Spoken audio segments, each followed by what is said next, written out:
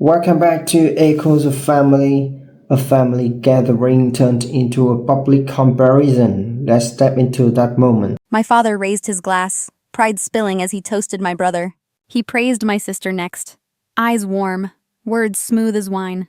Then he glanced at me, paused, and drank. No name, no mention, nothing but silence that cut sharper than any insult. That silence told the truth. I didn't exist at his table. I'm Claire Manning, 33, a financial strategist in New York. And that night, something cracked inside me. Not with rage, but with clarity. I thought I'd grown used to silence, until it revealed its secret. Before we continue, if you love these stories, please subscribe to our channel, because that is our motivation to make better stories each day for you. And now let us know where you are listening in the comment. I don't remember the first time I realized my father didn't want me. Not just disliked me, but looked straight through me, like I was a placeholder at his table. Maybe it was the Sunday Grant went with him to the Eagles game. I was left behind with Mrs. Perkins, the housekeeper. Or maybe it was when I chose piano over softball. He told me, real women don't hide behind instruments unless they're playing for tips. He never raised his hand at me. He never shouted. But his silence was worse. It taught me I wasn't worth the sound of his voice. He showed the world warmth, laughter, even joy. But when his eyes landed on me, there was nothing. Just a calculation, a pause, and then a shift of subject. It felt like growing up in a house where every room was lit, except mine. I remember my high school graduation. The rented gown hung heavy on my shoulders. When it was over, I searched the crowd until I saw him. He pulled me aside and said, "Take that thing off. It's just private school. Don't parade around like it means something." I slipped the cap from my head quietly. Everyone else saw a celebration. I felt the sting of being cut down before I'd even had the chance to stand tall. My mother, Angela, was different. Soft-spoken, hands that smelled of banana bread, eyes that pretended to listen. She never scolded me, never shut me out. But she never once defended me either. Not when Dad dismissed my music. Not when he erased me with silence. She was the kind of mother who placed a hand on your shoulder right before you fell. Never to stop the fall, only to soften it. And over time, I stopped expecting to be caught. One afternoon during college, I overheard her speaking to my aunt. They didn't know I was there. "It's not Claire's fault," she whispered. "It's the past." My stomach twisted. Later, when I asked her what she meant, she smiled, pressed her hand on mine, and said, "You think too much." Her smile was warm, but her eyes gave her away. That was the night I learned silence could lie louder than words. The years blurred after that. Every promotion, every success, every step I took in New York felt like an offering, not a victory, a desperate attempt to be seen by the man who refused to look. And every time he looked past me, I wondered if I was ever real to him at all. And deep down, I feared the answer had already been written. By the time I turned 25, New York had become my escape.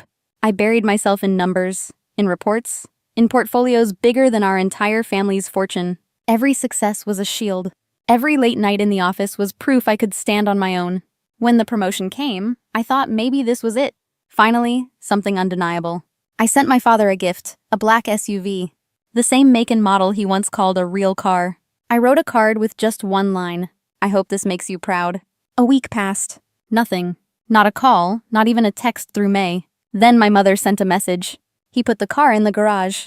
He said, "Well, it's nice enough." That was it. I told myself silence was better than rejection. At least he hadn't returned it. At least he kept it. I clung to that like a child to scraps at the table. But the illusion didn't last. One weekend, I drove home unannounced. I walked through the backyard, and there he was, laughing with his old business friends, scotch in hand. Relaxed, alive, the man I rarely saw. One of them pointed to the SUV. "Nice gift from your partner, Victor. Sweet deal you must be getting." My father chuckled, easy and smooth. "Yeah, they're trying to sweeten the next round of talks." He didn't flinch, didn't hesitate. He wore the lie like a tailored suit. Not even a passing mention that it had come from me. I stood behind the hedge, invisible in my own backyard. Not a daughter, not even a shadow. Just a ghost overhearing a story I had no part in. Later, May tried to defend him. "He's not great at expressing things." I swear he liked it. "He just doesn't know how to show it." But I had seen him show pride, warmth, joy. Just never for me. That was when the doubt turned into something sharper. A seed had already been planted months earlier. A curiosity. A trend in our industry. DNA kits, ancestry tests, little glimpses into bloodlines. I had sent one in, thinking I'd learn something new. Where my roots came from. What parts of the world carried me forward. When the results arrived, I froze. One line rearranged everything. No direct paternal match found with the listed father. I didn't cry. I didn't scream. I just stared at the screen, my reflection fractured across it. The walls of my life shifted in silence. I told no one. Not May, not even my mother. But the doubt grew, wrapping itself around every memory. It whispered through every silence at the dinner table. It colored every dismissal with a cruel new logic. So one afternoon, I went back home, slipped upstairs into my father's bathroom. I found his brush, pulled a few hairs, wrapped them in tissue, and I left without saying goodbye. 3 days before his 65th birthday, an envelope arrived. Thick, heavy, sealed like a verdict. It sat on my desk, beside a photo of my graduation he never attended, beside a pen I hadn't touched. I didn't open it. Not yet. Because somehow deep down, I already knew. And maybe part of me feared that proof would make it permanent. What that envelope held would either shatter me, or set me free. His birthday came like a storm I couldn't outrun. 65 years of Victor Manning. Banners and speeches filling the estate. It looked less like a party and more like a museum of power. I stood near the back, pressed against the crowd. A black dress, hair pinned back, face unreadable. In my purse were 2 things heavier than any jewel on display. The DNA envelope, unopened, and a letter May had slipped into my hand the night before. She had come to my hotel room, pale and trembling. "I wasn't supposed to find this," she whispered. Her hands shook as she passed me the envelope, yellowed with age. Inside was a letter, dated 33 years ago. "If you are pregnant, I will take responsibility. Even if we can't be together, I'll do what I can. Just don't let the child grow up thinking they don't belong." The name at the bottom was Robert Ellis. The timeline fit too well. It was written months before I was born. I stared until the words blurred. Not broken, not betrayed. Just confirmed. Victor Manning wasn't my father. Every silence, every dismissal, every glance past me suddenly explained. It wasn't indifference. It was choice. I wasn't invisible by accident. I was erased on purpose. The music swelled as guests clapped. Victor approached the podium, Grant at his side, May behind him. He spoke of legacy, of vision, of building something that would outlast flesh. Then he smiled, steady and certain. "This is my son, Grant Manning, the man who will carry our name forward." Applause thundered. Cameras flashed. I gripped my purse tighter, the DNA envelope cutting into my palm. I could walk up, take the microphone, and end the lie. Read the letter aloud, show the proof, burn his empire in one breath. But as I stepped forward, Grant caught my eye. One glance. Not anger, not fear, just a warning. "Don't." I froze. Not because I doubted the truth, but because I understood what it would cost. Victor's empire wasn't built on love. It was built on control. His words replayed in my head. "Grant will carry our name. Never me. Never Claire." I wasn't a daughter. I was a deviation. I left before the applause ended. The cold air hit me like water. Every step away felt like leaving a burning house. Not urgent, not panicked, just certain. Back in the hotel, I placed both envelopes on the desk. One from Robert, one from the lab. One written in hope, one sealed in science. I opened neither. I didn't need to. Because sometimes the loudest truth isn't in what you read. It's in what you've lived. And my life had been shouting it all along. Still, I knew before this was over I would have to face him. The morning after the party, I sat at the hotel window. The city buzzed below, but inside I was quiet, hollow. 2 envelopes lay on the desk like twin weights. Proof and confession. One in ink, one in science. I thought about silence. How it had shaped my life more than words ever had. But silence was also a weapon. And I was done being its victim. That evening I drove back to the estate. I wasn't there for the party glow or the polished speeches. I came to confront the man who had built an empire on erasing me. He was in the garden, glass of wine in hand. The fountain trickled behind him, soft and cold. I walked up, heels striking the stone. He turned, unfazed. "You knew," I said. Not a question, a verdict. He didn't flinch. "I gave you my name." That's more than most would. My throat burned. That wasn't a gift. That was a prison. His jaw tightened. "If you plan to ruin everything I've built, understand this. You won't just lose me. You'll lose the name itself." I almost laughed. "Lose you? I never had you. And the name? It never carried me. I carried it." For once, his eyes wavered. Just for a second. But I pressed forward. "All those years you cut me out, you thought you were breaking me. You were teaching me how to live without you. And now I finally can." He raised his glass as if dismissing me like a servant.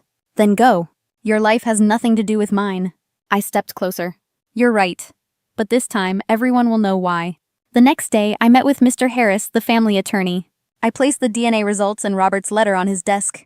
He read in silence, lips tightening, eyes heavy. "Some things are written not to be fair," he said, "but to preserve order." I leaned in. "Then maybe it's time that order is broken." He didn't argue. He simply nodded, slow and tired, as though he had waited years to hear me say it. By the time the board meeting began, word had spread. Whispers moved faster than champagne. I walked in, shoulders squared, carrying no shame. Grant sat rigid, May pale and restless. Victor glared, a storm behind his eyes. One by one, I laid the papers on the table. Not with theatrics, not with rage, just with finality. "This is the truth you've all ignored. This is who I am and who I'm not." Gasps, murmurs, shifting chairs. Victor stayed still, face carved from stone. But in his silence, I saw something new. Not control, not pride, fear.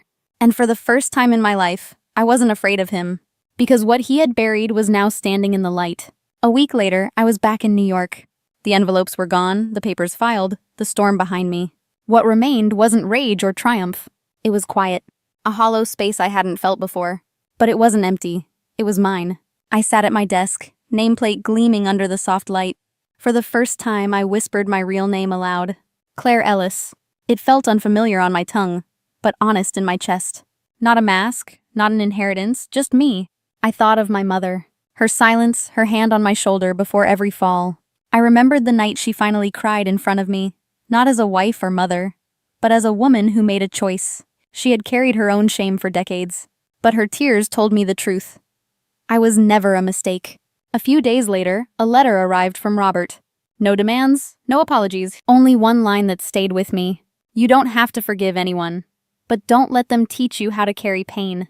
I folded it carefully, slid it into my drawer. Not as proof, but as a reminder that sometimes healing isn't loud. Sometimes it's just refusing to bleed for someone else's silence. On a crisp autumn morning, I drove past the estate one last time. The gates rose high, iron and cold. I didn't stop, didn't look back. Instead, I kept driving until the city skyline cut the past from view. At home, I opened my recorder and pressed play. My own voice filled the room, steady and certain. If you've ever felt invisible in your own family, you're not alone. If you've ever had to prove your worth just to be seen, know this. You don't need their permission. You don't need their name. You don't even need their love. You only need to choose yourself. I paused, breathing. The words felt less like advice and more like survival. I ended the recording. Not as Claire Manning. Not even as someone's daughter. Simply as Claire. And that was enough.